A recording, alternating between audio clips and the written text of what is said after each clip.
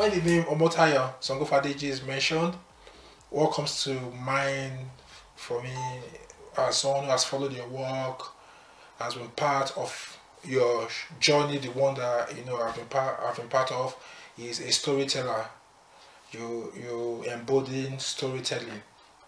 So I want to ask, how did the journey into storytelling, how did it begin? What brought up your interest in stories? And what do you think? What are the benefits of storytelling? Well, I think my journey into storytelling started from being a reader. So growing up, I was a very voracious reader, and I remember that I was reading as many books as I could, and it got to a point where my parents got tired of buying me books because I was literally moving through each book they bought me with so much speed, and they couldn't keep up. So I think reading other people's stories sort of piqued my interest in storytelling, and the more I read, the more I loved storytelling. At first, when I started to write stories, obviously as a child, I used to write about children's stories, about how the tortoise had a broken shell, and all those Nigerian classics. And then with time, obviously, as I developed and moved from reading enlighten to Nigerian classics, my writing style also developed. I know I wouldn't say it sounds cliche, but the way I see storytelling, it just comes to me like effortlessly, and I just have these voices in my head that are always talking to each other. And writing for me as an adult started from me trying to reduce the voices in my head, because when you constantly have voices in your head, what happens is your attention is divided. So my attention is constantly divided between whatever it is that I'm doing in the present and the voices in my head.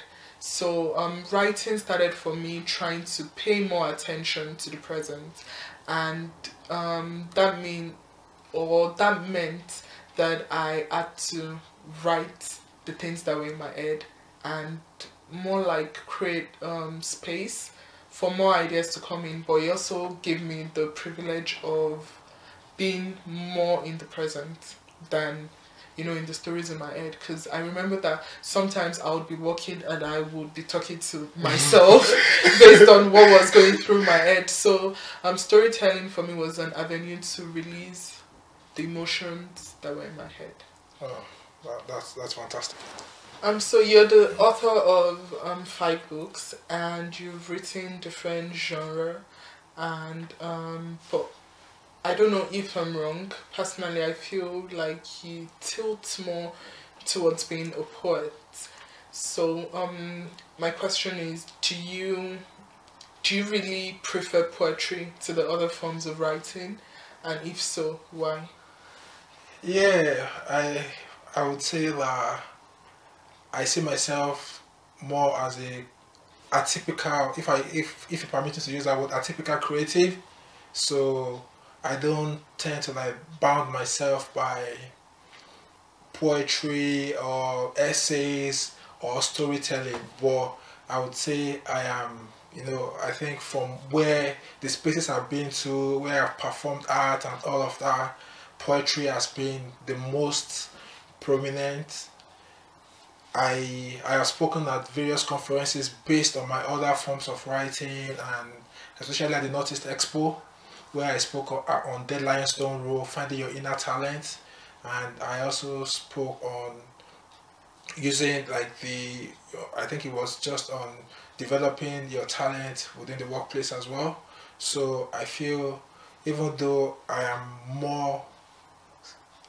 visible in terms of poetry, but I see myself as an all-rounder: poetry, essays, and as I'm just delving into storytelling through my upcoming collection of short stories.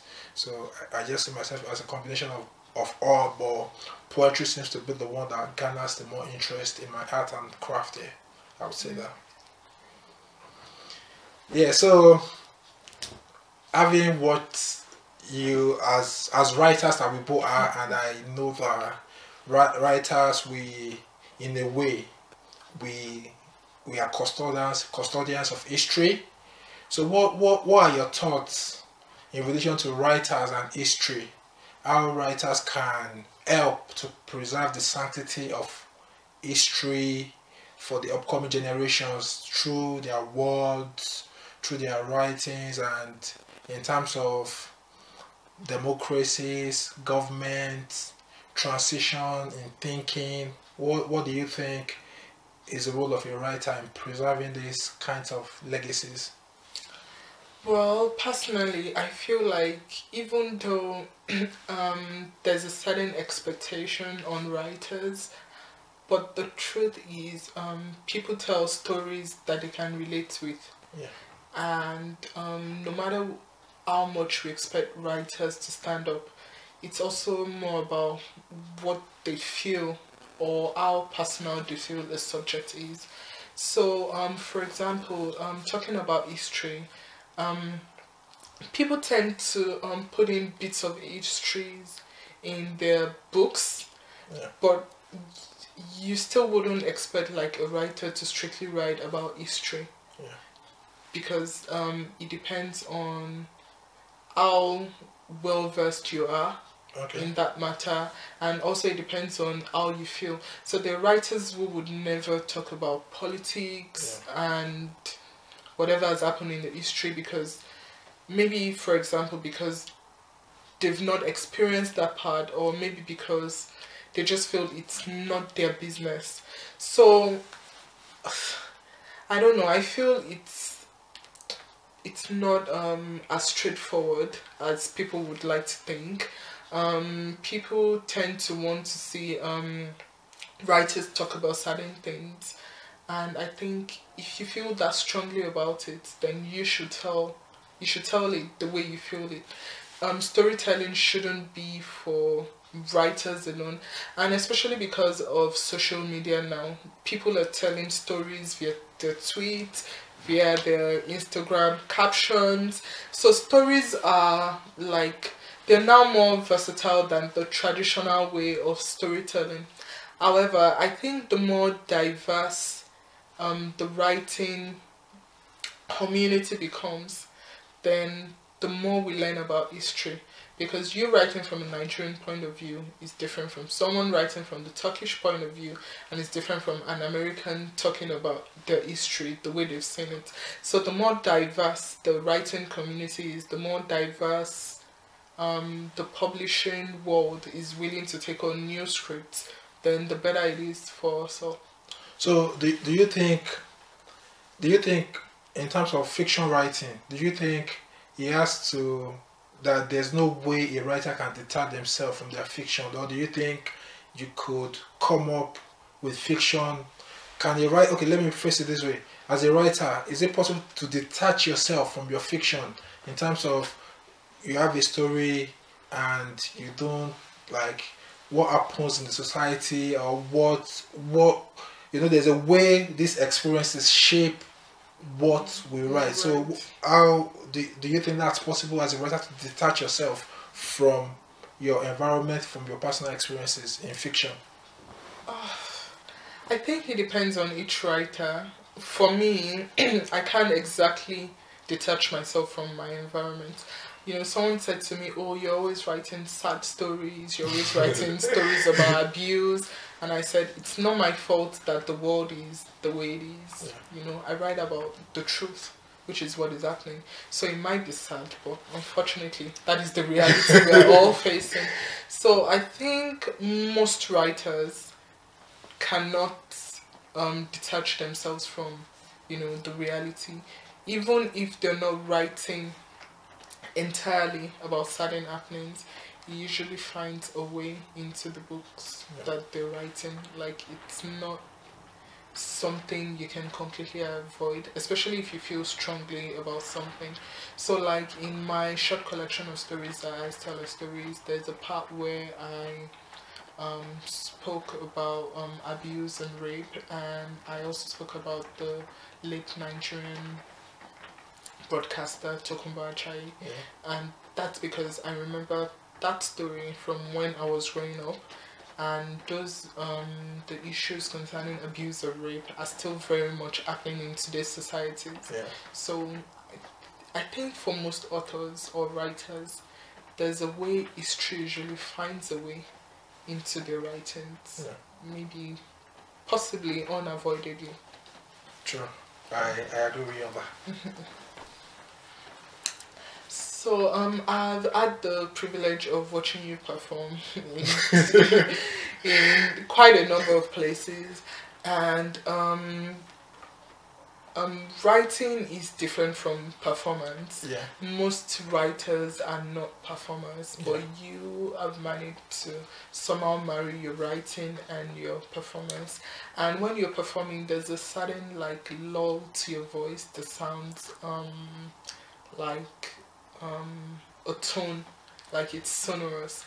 And I think I've asked you about it before, if that is deliberate, and how you came up, you know, with that performance style, which is what you're comfortable with. Okay, so if you're watching the interview, maybe you watch one of the voices you want to talk about is the voice in my head was so fierce, like the legendary Mohammed Ali Sport. So I think it came to me naturally. Whenever I go on stage, I see myself, I become free. So I don't have stage fright. I tend to be myself and just have the confidence, carry the crowd along. So it wasn't as if I had to practice any style or stand in front of the mirror looking for perfection before I go out to perform. So it's just having that confidence, and we've been to spaces whereby their dogs don't bark. Who let the dogs out? And everybody was barking, and that was so much fun. And we've been to so many places whereby even while I am up there on stage, people even they start roaring, and you know that brings about the connection and gives me the energy and the confidence to carry on. So I think it's just been a form of natural phenomenon in terms of the voice and the performance, and being able to like do what I do effortlessly. So I'll say it's natural. Yeah, and I'll agree with that, because at my workplace last week, we were reading a poem for someone sent forth, and the person who was reading a poem that you wrote said something about, oh, can everyone give me a loud roar? So I think you've managed to like create a distinct performance style for yourself, and it shows even when you're not there. And I think what I would say for those who want to embrace performance poetry as well, I think originality is key. Like when we laugh about working together, you know, it's because you are original when you perform. You don't try and imitate any other person. So I think it's always very important as writers, as performance poets, as whatever creative angle we embrace, that we try as much as possible to be original. It's that originality that makes you distinct and stand out. So if anybody hears about Tolu Akinyemi, they know that roaring lion or the barking dog, you understand? So they know you for something, but when you try to imitate others, then you won't really stand as your own person, stand as your own person, or stand for anything in particular. So I think that's really key. So coming to your collection of short stories, I Tell Our Stories, I would say it's a great debut collection, and you did a fantastic job there. Amanda 2090. There are so many stories that, you know, all the stories were really good here, but tell me more about Amanda 2019, and what do you see as a role of the girl child in today's society, and how can the girl child move away from, even in some certain societies up to this present moment, there's still a certain role that they think the girl child or the woman in the house should perform. But the truth is that the narrative is changing, the times are changing, and what we as men also have to understand is that with the changing times, we also have to embrace the change. It will be foolhardy for any man, for instance, now for you to think, oh, a woman's place is in the kitchen, or that is what a woman should be doing in today's 21st century. So what are your views about the role of the girl child in today's society? And Amanda 2090, I want us to I'm trying to weave that in together. Amanda 2090. So that's your view in relation to, or part of your what you think a woman's role should be like in the year. It might be before then, but it's just there. So tell me more about your views about the girl child and where you think they should be in our society. What role they should play. Well, so when I was writing I Tell Her Stories, for anyone who has read it, it spanned over decades. And obviously when I was writing the final story, which was 2019, I realized even though women's rights have developed over the years, and how women are viewed, women no longer have to completely embrace traditional roles. We're still not there yet. We're still far from there. So when I was writing Amanda 2019, I was writing about the kind of world that I envisioned for the girl child, the kind of world I would have wanted to be in, and the kind of world I would want my daughters or granddaughters to experience. But even though it's more like, obviously everyone hopes their children meet better world than they do, but I'm also not so distanced from reality to know that we still have a long way to go. True. So even there are women in the workplace, but then the truth is we've come far from when women couldn't take certain jobs. But now that women can do those jobs, how far are they moving up the ladder? Yeah. So there's still so many vital issues that need to be addressed. And right now, women have, rights that possibly our grandmothers couldn't dream of having. True. But there's still this feeling where people feel we should count it privilege that we have those rights and those access, and I don't feel that is right, because I believe that women's rights are human rights. Sure. And to say that women cannot do certain things is just to deprive women of their human rights. So for me, as a woman, I'm not I am attuned to the realities and I cannot help it. So people say, oh, you're a feminist. And I'm like, do I have any other choice? Is it more like, oh, you're either a feminist or not? No, you have to be a feminist. It's not, it's me fighting for myself. It's me fighting for my daughters. It's me fighting for my granddaughters and great-granddaughters. So that is the way that I see it, basically. Fantastic. You have a new collection coming up, which is prose. So the question is in two parts. So I would ask the first one first. What do you find most challenging about writing a character of the opposite sex? Okay. Yeah, so character of the opposite sex is, I think the most challenging aspect is to know like the kind of behavioral traits that you expect the opposite sex to do. So I remember I had one of the stories when we were going through it together, and you mentioned that, oh, you thought it was a guy because Ijebuwid. So so for so many people, they may not actually expect a girl or a lady to be smoking weed.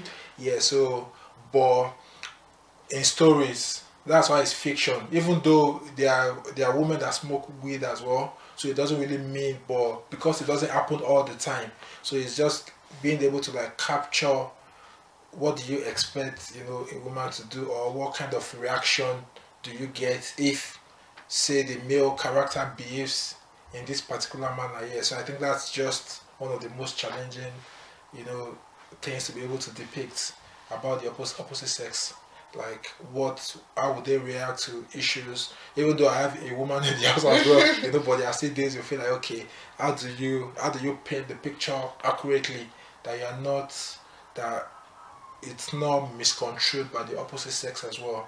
So, and I think your peer review and critic and feedback has helped me in that regard as well, to know where the boundaries are, where the limits are, and how better I can shape those stories and get the accurate picture. Yeah, so I think having a peer review works perfectly well.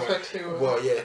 Before I think in the past, for all my previous books, I never had any of them peer reviewed or critiqued by anybody, or giving like I've had feedback for Never Play Against the Devil, just form of critic and all of that, but I've not really had like from the reader's perspective to like reading deeply. And yeah, so I think this has really worked as well. So it helps to like, when you get feedback, it helps to like know what kind of the limits, the boundaries, and how you can overcome all those challenges by giving like inaccurate stories. Or yeah, so I'll say. And speaking about peer review, where you mentioned the story that we reviewed together about Ijebu weed, I also liked that. I mean, even though I'm a feminist, I was raised in a cultural environment, and there's still always that unconscious bias shining through. Yeah. So the way you started the writing, we didn't know whether the character was male or female, and then my unconscious bias just came true, and I just thought, oh, it's a woman, it's not a guy. Do you understand? So I think that's one of the benefits of also like when you're writing about the opposite sex, you're able to like break cultural barriers and thinking. Yeah, and I think for talking about unconscious bias, we all have one eating in us. Sure. And then your new book, which is due to be published May 2020. Inferno of Silence. It's a collection of short stories. So I know you've written a motivational book of essays. Which is Unravel Your Hidden Gems. However, was there any did you face any challenges moving from prose and moving from poetry rather and freestyle of writing into prose? Yeah, I think I think that's a very good question, and it's one that that will help open up the mind and imagination. Moving from poetry to prose has not been all that easy, and as we have been writing, some of the prose still feel sound poetic, and so that's one of the challenges. Then I show don't tell, so I was really as a storyteller, so storytelling, so I had like areas whereby I was doing more of telling and showing the feelings, the actions, the emotions, and so I think that's one of the things I've been working more on, and your feedback also has helped me greatly to know areas where I can improve and be able to like show the emotions more. So I think the major challenge I've had is I think the showing of the emotions of the characters, which I'm trying, and also not to summarize, so I guess the point, but I feel like, let me just, in poetry, pack everything, just pack everything to the poem, into a short poem, all the emotions you get to hear, but you feel like, you can still open this up, let us know what happened in this place, so I think I'm beginning to like being able to like open things up more, unravel why did Tolu go to Ibadan on the bus and why not the train, or what's the backstory? So I'm beginning to like Yeah, having someone going through what you are going through is very important, because if someone has gone through that route and they've done it quite well, it's not a crime for them. Even I think on Writing by Stephen King, even he said Stephen King sent his work to friends to read, to review, to critique and give him feedback, and you still find out that there are still so many things that they pick up on how it can do things better. Yeah, so I think it's something for every writer to adopt. Have people to review your work. They don't really have to be writers, but if they are writers, the better as well. Yeah, so it helps to help you gain perspective and to know how you can do it better as well. Thank you. So I know you're a voracious reader. I see you pick up a book today. In 2 days, you are reading up another book. You are reading another book, and I can see the passion to be a better storyteller, the passion to become better in your art. So who were your early influences in terms of those who have walked this path before you? Who do you look up to? So we can talk about influences from the past and those in the present who are shaping the narrative, and you feel like, yeah, I love what he is doing, I love what she is doing, and I would one day want to, be seen on these platforms, on this arena, or yeah. So who were those as a child, as an adult right now, that you looked up to, you read their works, and you feel like someday I would like to, be like this? So as a child, or would I say yeah, I would say as a child, I loved reading Wole Soyinka. Actually, I remember reading the Trials of Brother Jero when I was in primary 4. I liked his writing style. Basically, I've realized that I like writing that I can connect to.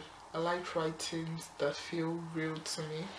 I like writing styles that transport me from my current realities into a different setting. So Khalid Hosseini's A Thousand Splendid Suns, I could imagine what the city was talking about looked like, even though I have never been there. Right now, I relate more with female writers who are also black. I think especially Nigerians. Okay. And for me, people who the writers that make me imagine, the more I can imagine, or the more vivid the imagery is, the better for me. So I would say Chimamanda Ngozi Adichie. I like Sefi Atta's writing, and recently Ayobami Adebayo, which yeah. So I feel like I read Stay With Me like at least once a year. She writes in such a way that you want to reread it. Yeah. And it's so imaginative. Yeah. I feel like she pours her out into writing, and yeah. Fantastic. I like her. Good. So, for you to write a book, how long does it take you to research? Like, what's your writing process like?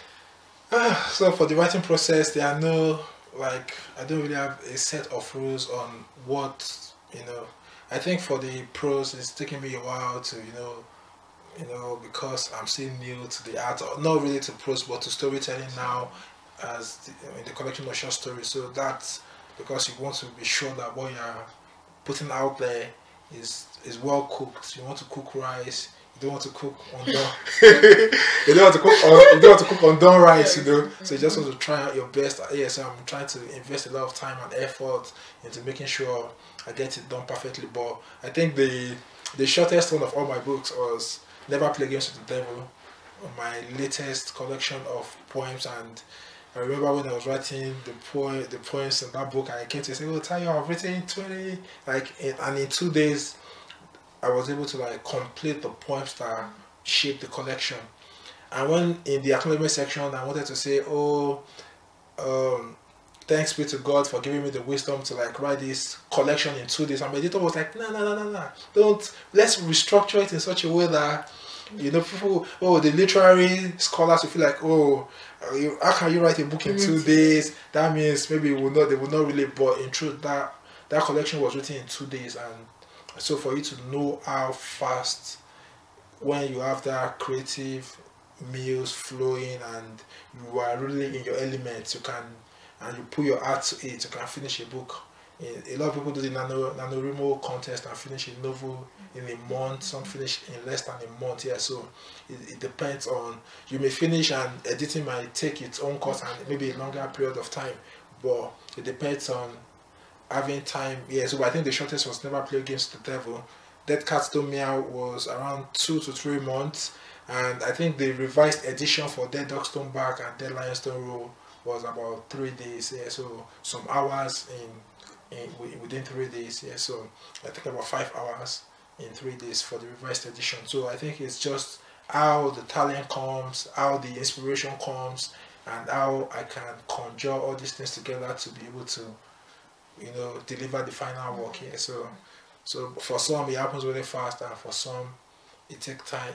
It takes time, and even though it takes time, I still, you don't have to rush it. Depends on how you get inspiration. You don't want to just say because Tolu wrote a collection in 2 days, and you want to write yours in 2 days too.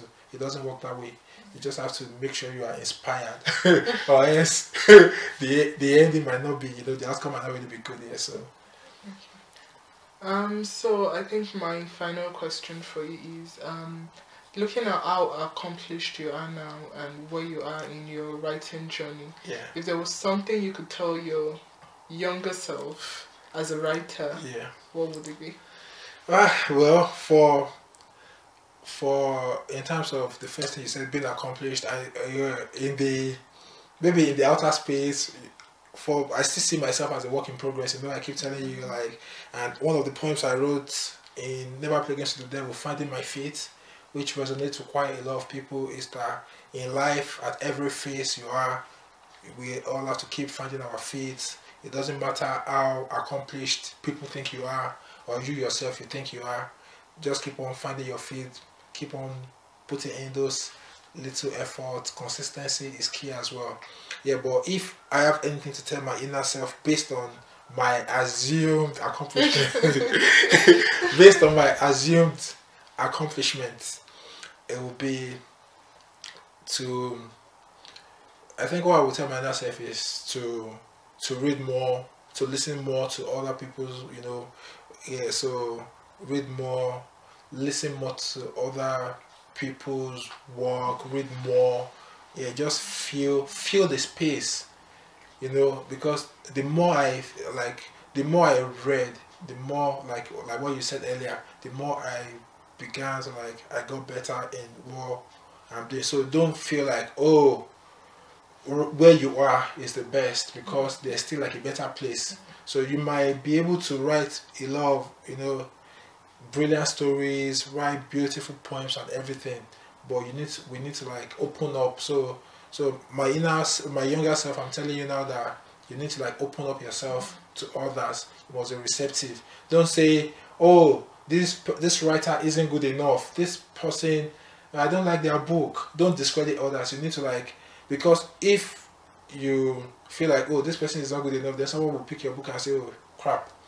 So I think that's one thing I keep telling my inner self, to read more, to explore the world around you, to listen to others. So most times I'm on YouTube listening to artists, creative writers, performance poets from various cultures, getting the feel of their work, So I think through that you're also opening yourself up to be able to experience, how their mind works, how the literary, the literary form, the workings of the form. So at times you might just be listening to bloggers on just how to book bloggers on how to improve in the act of creative writing and all of that. Yeah, so my younger self, here again, and even as I grow older, just hear this fact that you just need to open yourself up more, take feedback is very important, and I think that's one thing I've learned as well.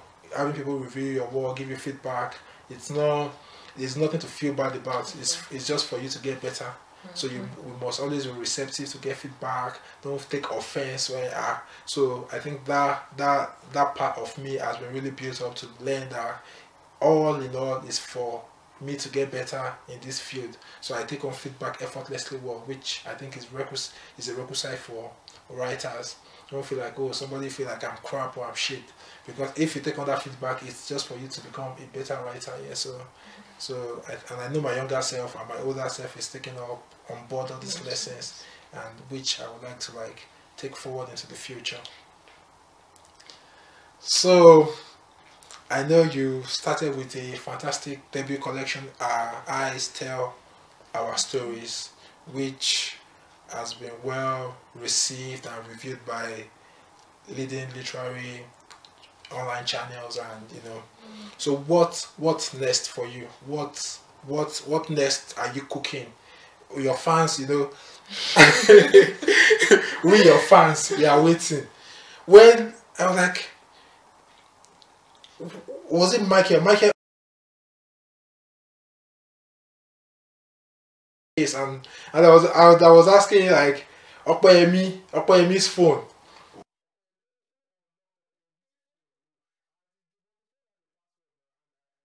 That's the beauty of fiction and storytelling, and allowing the readers to imagine things and all of that. So what next are you cooking?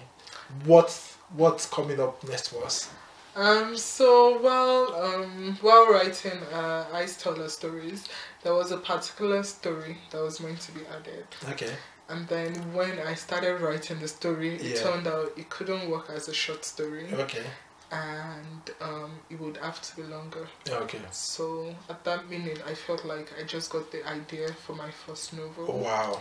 I'm not under any pressure to publish it. I would like to find a publisher for it if possible, and just take all of the publishing process off me. So I'm not in a rush to do that.